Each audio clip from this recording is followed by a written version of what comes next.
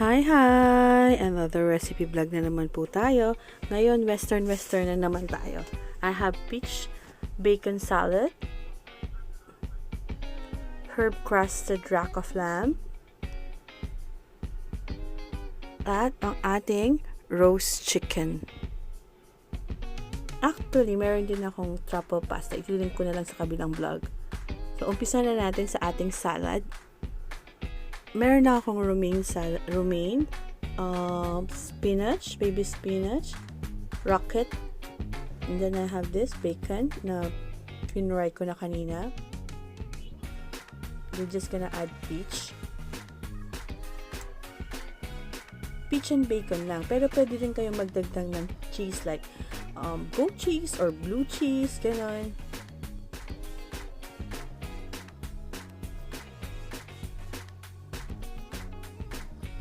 Meron din pala akong caramelized honey pecan nuts. Ginawa ko na to dati, yung link yung endive boat salad na ginawa ko.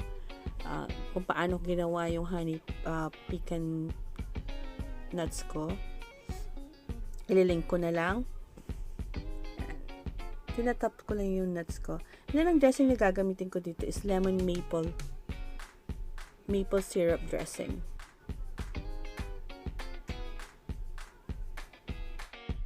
Umpisahan na natin ang ating paggagawa ng dressing first. I have 1 lemon juice and then I'm just gonna add Dijon mustard, 1 teaspoon of Dijon mustard. And ang ratio ko dito, if you have 1 tablespoon of lemon juice, you have to be 2 tablespoon of extra virgin olive oil. Pero kung gusto, ako kasi tinatansya ko na lang kasi alam ko naman yung lasa nung gusto ng lasa ko. Pero dati intimidated ako sa paggagawa ng homemade na dressing. Same as yung maple syrup nyo, or you can use honey. Season nyo lang ng salt and pepper.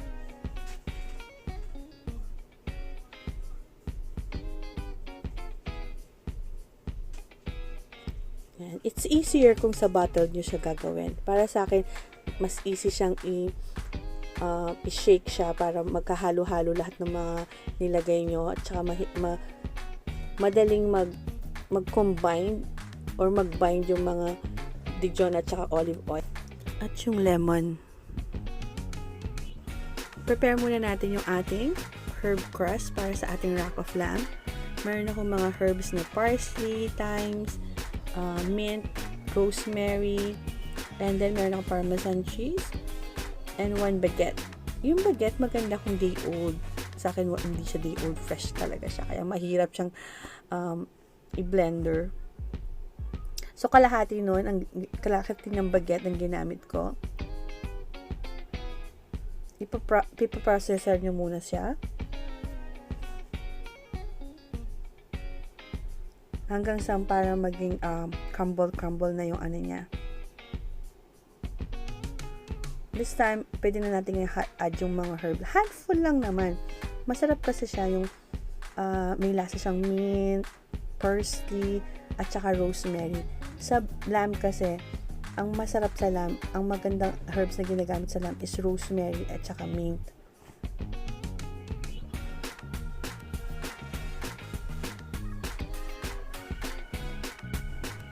Ayan.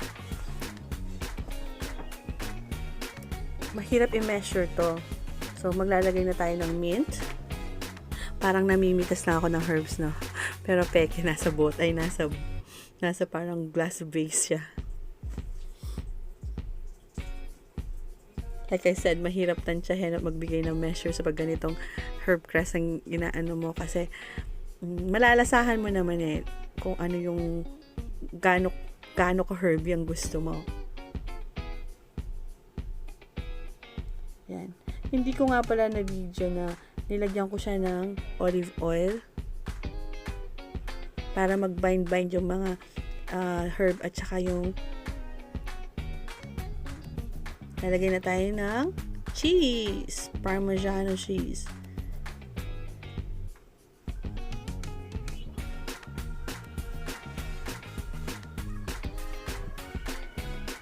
So, parang nai-imagine nyo yung lasa na lasang cheese bread na maraming herbs lang siya.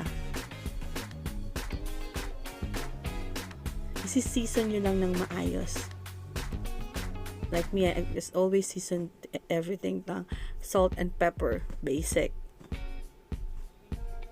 Sa mga ganito, don't be intimidated na gawin. Dati before, kasi talagang intimidated ako sa paggagawa ng mga western or laging under-season yung mga ginagawa ko.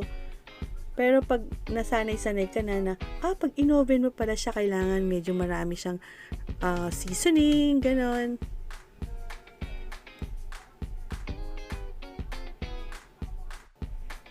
Yan, ganyan lang siya ka-easy gawin. Madiwara lang siya, at saka messy talaga siya. Pero masarap siya kasi yung laging requested naman yung herb crust na rack of lamb. Next, ang ating rack of lamb. Isi-sear nyo lang siya. Sinison ko na to ng salt and pepper. Like I said, season it well. And then after na-sear to, palalamigin ng onte. Yan. Malamig na to, may na room temperature na. Ibabrush lang siya natin ng Dijon mustard. Itong Dijon mustard na to, siya yung magiging parang paste natin. Para dumikit yung herb crust na ginawa natin. Yan. Damihan nyo para medyo dikit-dikit siya. Huwag yung siyang ibabrush ng Dijon mustard kung mainit-init pa siya. Kasi i-absorb nung lamb yung Dijon. Magme-melt siya.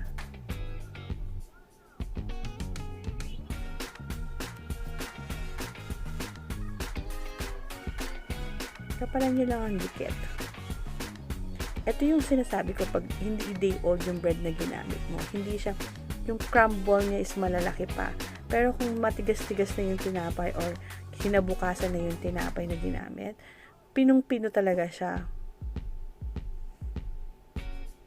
I-oven lang natin ito ng for 30 to 40 minutes ng 190 degree.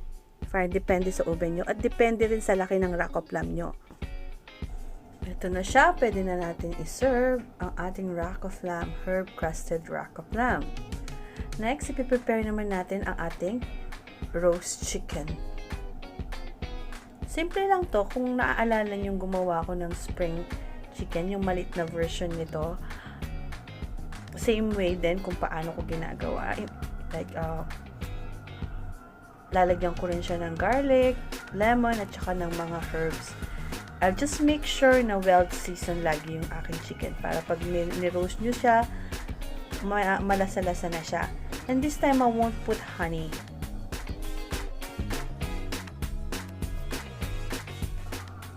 Maglalagay din tayo ng mga herbs. Di ba sabi ko dati, kung wala kayo ng fresh herb, pwede yung dried herb. Since nakita malaki-laki yung breast nito, kaya kailangan dapat well seasoned yung pati yung loob ng breast. Tatali natin siya.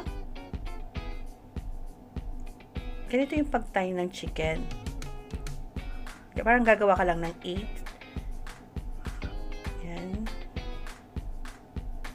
Tapos, hihilahin mo yung tali toward you. Ibabalik ulit sa chicken legs. Hilahin lang.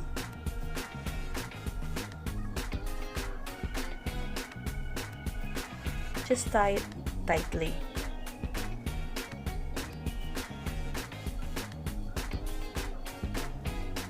And don't forget yung pit ng manok. Kailangan nakatali rin. So, ito yung part na to ginagawa para hindi masyadong dry yung chicken or para medyo juicy yung ganitong chicken. 1 oras tong lulutuin. Yung 30 minutes dapat nakatakip sa foil para maluto yung loob, and then yung last 30 minutes para naman mag golden brown siya. This will oven kailangan ng 190 degree, pero depends sa oven nyo. You can put in 180 kung malakas yung oven na ginagamit nyo. So, this is it. And our chicken. chicken. Para makumpleto ang ating western dinner, meron tayong black truffle pasta. Pero ililink ko na lang siya kasi ibang vlog siya. Hope you like this recipe. Don't forget to like, subscribe, and share. Kung may mga tanong po kayo, feel free to comment down below. Thank you for watching. Happy cooking po!